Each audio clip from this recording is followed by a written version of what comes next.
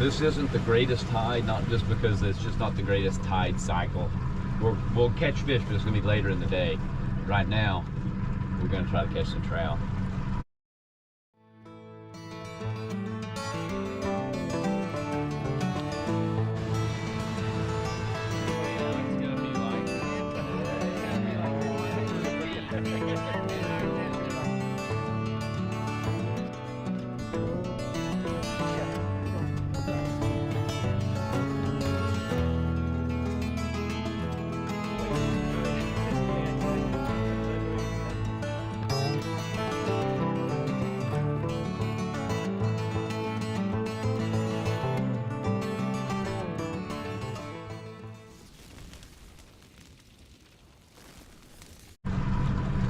So the redfish are going to be up at the grass feeding right now. We can't get to those unless you've got a flats boat, you know.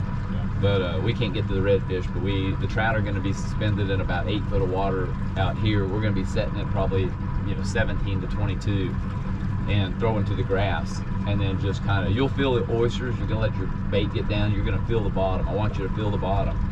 So at the end of the grass line is where the oyster rakes start. And those oyster rakes they're going to be about a 6 foot drop off down into the water. They're submerged now, probably 2 or 3 feet, 2 feet anyway.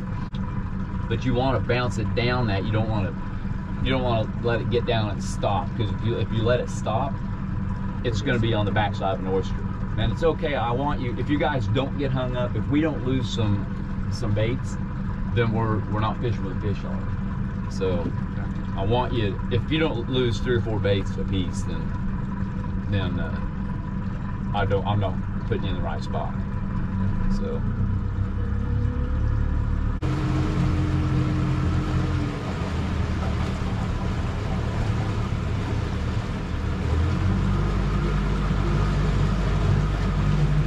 we're gonna give this a try.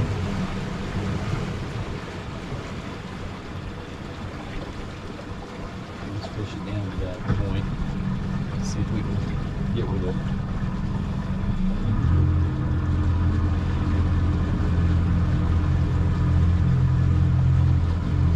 So when you're fishing for trout, what you want to look for right now, there's a high tide. Right now we're in 12 foot of water. Take 6 foot off of that, you're in 6 foot of water, right?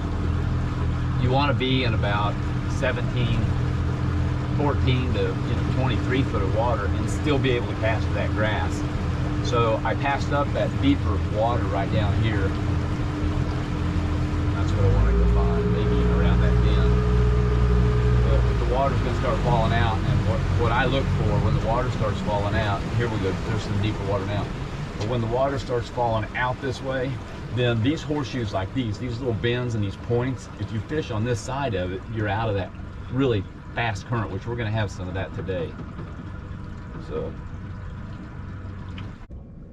this Tarova allows me to, I've got a anchor button or a spot lock, and I've got this, it's called autopilot. It's a north button. What it does is satellite talks to this puck talks to this, and this thing will maneuver itself to try to keep me where I want to be off this bank. Just as far as you can throw it. And I need to get us a little bit closer. We need to be at the grass, but you want to give it a minute to get down to the bottom. Try to keep your line, stay in touch with you want to feel your jig head all the time. So all you're doing is bouncing it. This is finesse fishing, it's slow. There's an old saying that if you think you're fishing too slow, slow down. So it's almost dead sticking, but you can see I'm on the bottom now, right? Because I'm not taking any line. And from there, I'm probably past those oysters, so then I'm just gonna reel, because that's where the trout are gonna be suspended, just right here in this, 15 foot of water. They're gonna be at about 8 foot. So as we get closer, because I'm gonna be in and out of this all day long.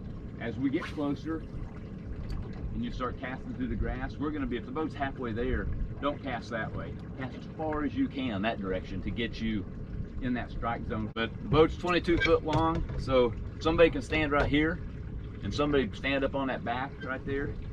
Boat's 22 foot long, so if I'm casting to the grass right up there, the guy in the middle just casts right beside me. The guy in the back casts right beside him. It's okay to cross lines as long as the other guy's, you know, a third of the way to the boat. You can throw over and then.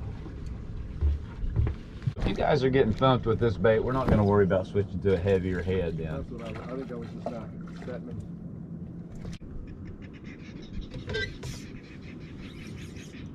There you go. Well, hell, I didn't even know you were on. The silent assassin. There we go. We were almost tripled if I'd caught mine. All right. So let's recap. I'm just going to give you, these are just like tips you need to know for locating winter trout. What you need to do is find oyster rakes. Now, if you're there at high tide, you're in a place you don't know if there's oyster rakes, take the time to look at Google Maps and kind of locate 4, 5, 6 different places that you want to go that you know has either a shell bank or oyster rakes or some kind of, you know, structure, something that's going to hold trout there. And look for pockets, you know, that's out of the current. If it's an incoming or an outgoing tide, say it's high tide dropping out, it's high tide, you know, it's coming in to high tide. You need to find those pockets that are out of the current, out of that fast moving current anyway. In South Carolina, we get a 6-foot tide, and there's a, well, here in Charleston anyway, and there's a good opportunity. The current is going to be moving when you're fishing. You always want to kind of throw into the current and work your bait back. So look for those pockets that kind of keep that bait out of the current. You want to position your boat so you can reach the grass line. So no matter what, you know, you could be setting in 17 feet of water, and you want to be able to throw to that grass line because you're going to bump coming down those oyster rakes. You're going to have about a 6-foot drop off down to the sand bottom or whatever kind of bottom you're fishing. And then from there, you're going to swim your bait out to the boat, and you try to keep it in about an 8-foot water column. And the reason for that is because I've seen multiple times that those trout just kind of seems like that's where you're going to find them suspended in about 8 foot. Doesn't really matter what the depth of the water is, but this time of the year seems to me like even if you're in a creek that's only 11 feet deep, and it's just, you know, the bite usually comes at about 8 foot. So you want to swim that soft plastic back to you, swim bait or, you know, whatever you're using, swim it back to the boat. Just try to keep it in that 8-foot water column. But when you do throw to the oyster rake, you want to throw the lightest jig head you can and still be able to feel the oysters. You want to feel the bottom. It's important that you feel the bottom. So if you're throwing a 3/16 with a soft plastic, and Z-Man, you know, Z-Man soft plastic is buoyant. So, you know, sometimes you can get away with throwing a little heavier head with a Z-Man soft plastic because it is buoyant. But what you want to do is just have the feeling that if you imagine, you know, when you twitch that and that jig head comes up off this oyster rake, you want to twitch it to where it just comes off the oyster and then bounces down about, you know, 6 inches to the next oyster and bounce it again down to the next one. You want to just kind of keep bouncing it.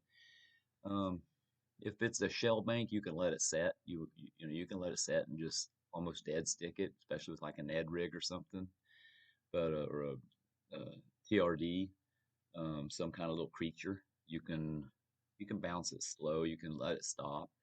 But if you're throwing a heavier head, you want to keep that moving, especially on oyster rakes, or you will get hung up. So you try to keep in touch with your jig head at all times. It's important that you're always able to feel your head on the, you know, line to the head, connected to the head. So those are the things that I think are probably the most important thing when you're trying to locate winter trout. Maybe I'll go through what to use in a future video, but we'll leave it at that for now. Good luck, you guys.